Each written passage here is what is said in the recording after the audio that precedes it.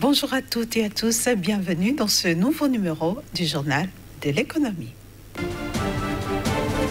L'Afrique du Sud soutient ses travailleurs touchés par les mesures de confinement.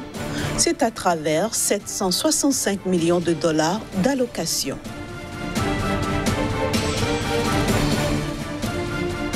La pandémie de coronavirus va coûter au Maroc 6 points de produit intérieur brut.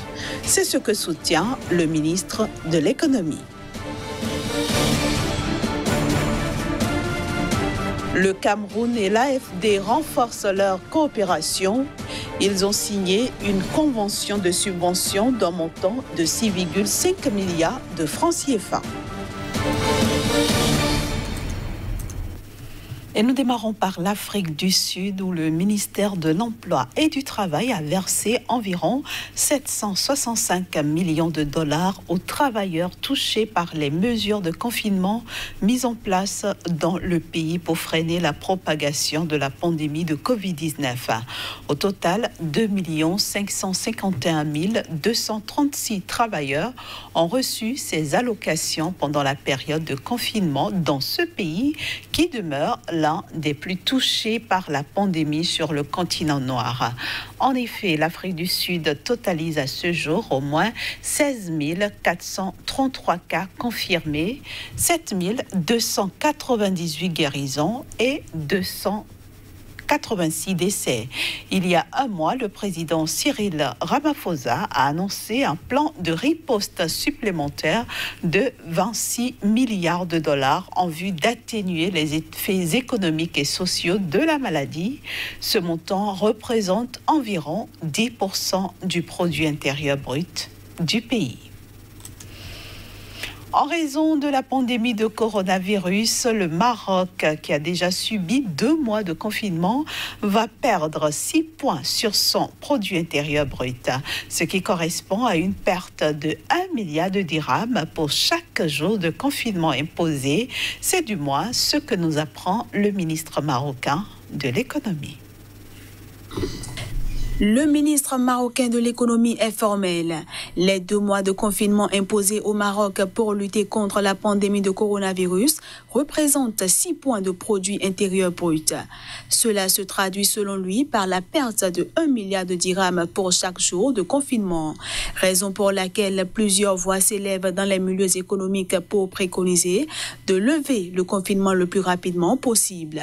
Ceci dans un contexte où durant les 4 premiers mois de l'année, les exportations du pays ont baissé de 61,5% avec une moyenne de 90% en avril pour l'automobile, l'aéronautique, le textile et l'électronique. Autre secteur clé de l'économie du royaume, le tourisme a vu ses recettes plonger de 60% en avril alors que le pays a verrouillé ses frontières à la mi-mars et suspendu tous ses vols internationaux. Les pertes pour les recettes du Trésor sont, elles, estimées à 500 millions de dirhams pour chaque jour de confinement. À la paralysie économique provoquée par la pandémie s'ajoute une baisse de la valeur ajoutée agricole en raison d'un déficit pluviométrique. Un plan de relance de l'économie et un projet de loi de finances rectificative sont en préparation. Le pays affiche ses intentions de relancer les différents secteurs économiques après l'Aïd el-Fitr, fête marquant la fin du Ramadan. Car même si des dérogations spéciales sur les restrictions de déplacement permettent théoriquement aux entreprises de fonctionner normalement, environ 950 000 salariés sont temporairement en arrêt de travail et au moins 4,3 millions de familles privées de revenus tirées du secteur informel ou d'emplois précaires.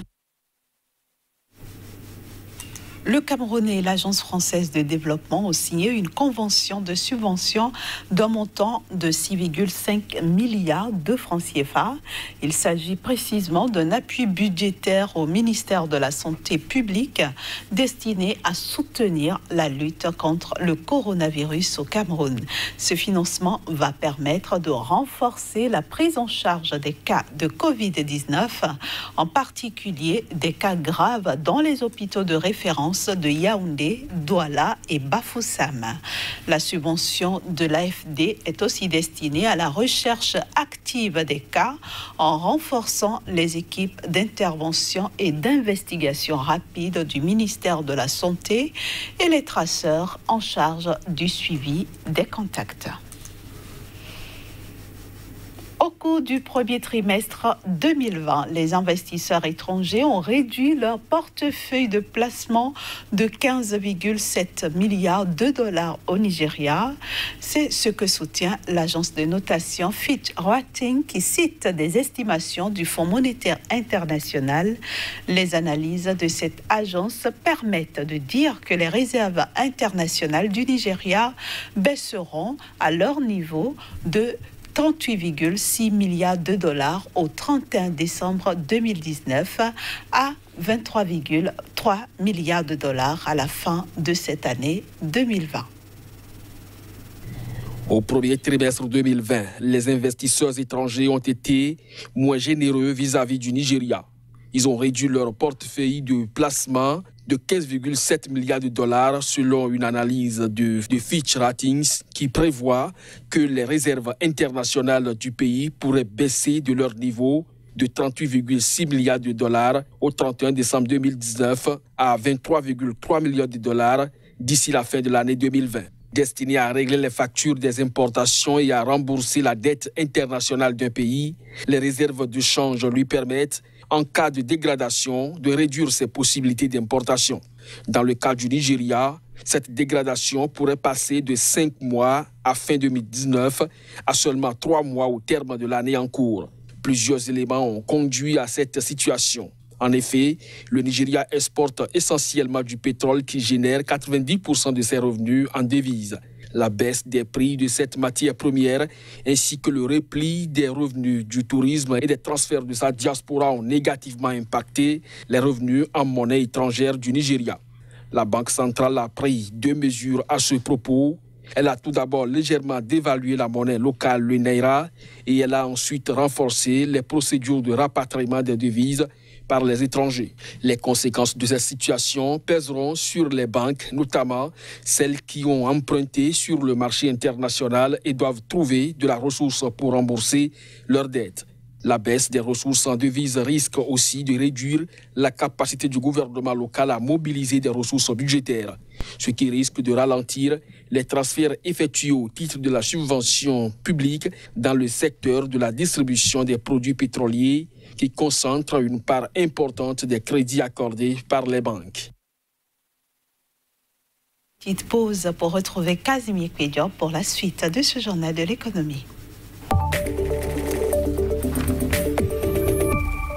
Bon vendredi à vous, Casimir, et bienvenue dans le journal de l'économie. Merci, bonjour Inès. Alors, la production de fruits et légumes pourrait chuter de 20 à 30% le mois prochain au Kenya. C'est bien ça, c'est ce qu'annoncent donc les statistiques pays en ce qui concerne donc la production, mais aussi la transformation et pourquoi pas la commercialisation de cette filière, des produits issus donc de cette filière au niveau de ce pays-là, en direction donc de ses partenaires comme les Pays-Bas, le Royaume-Uni, la Belgique et pourquoi pas la France. Désormais, donc, 30%, entre 20 et 30% donc, de réduction, et ceci pour la cause que nous pouvons déjà imaginer, il y a le Covid-19, mais principalement pour donc l'abondance de pluie qui a provoqué donc un séisme qui a donc développé les ravageurs, mais aussi les maladies liées donc qui affectent donc le secteur, la production donc horticole au niveau du Kenya. Voilà un peu la mauvaise nouvelle qui vient donc de ce pays-là, qui jadis avait déjà donc pu tirer bon profit de cette filière, environ 30% du produit intérieur brut, le PIB dans le secteur agricole proviendrait donc de cette filière-là, de cette sous-filière qui de plus en plus donc connaît d'énormes difficultés. Il va falloir véritablement que les Kenyans, notamment le gouvernement kenyan, puissent trouver un mécanisme pouvant permettre aujourd'hui de relancer cette filière qui brasse beaucoup donc, de Kenya en ce qui concerne donc l'employabilité au niveau de ce pays. Et en attendant ce que vous attendez, on peut dire que l'Union européenne avait encore exigé davantage de mesures sanitaires, notamment en ce qui concerne les importations de haricots verts depuis le Kenya. C'est bien ça, Inès, comme si cela ne suffisait pas, donc les conditions peu défavorables donc, au niveau de ce pays-là. C'est le partenaire historique, l'Union européenne, qui veut exiger à partir du 26 mai 2020 des conditions un peu plus rigides en ce qui concerne donc les exportations. En effet, l'Union européenne veut passer donc de 10% à 20% en ce qui concerne donc les exigences sanitaires relatives donc aux limites maximales résiduelles, c'est-à-dire les normes en termes donc d'exportation du haricot vert, surtout le haricot vert au niveau de ce pays-là. Et désormais, l'Union européenne donc n'entend plus exporter sur son territoire des produits très peu enviables en termes donc de sécurité sanitaire pour sa population.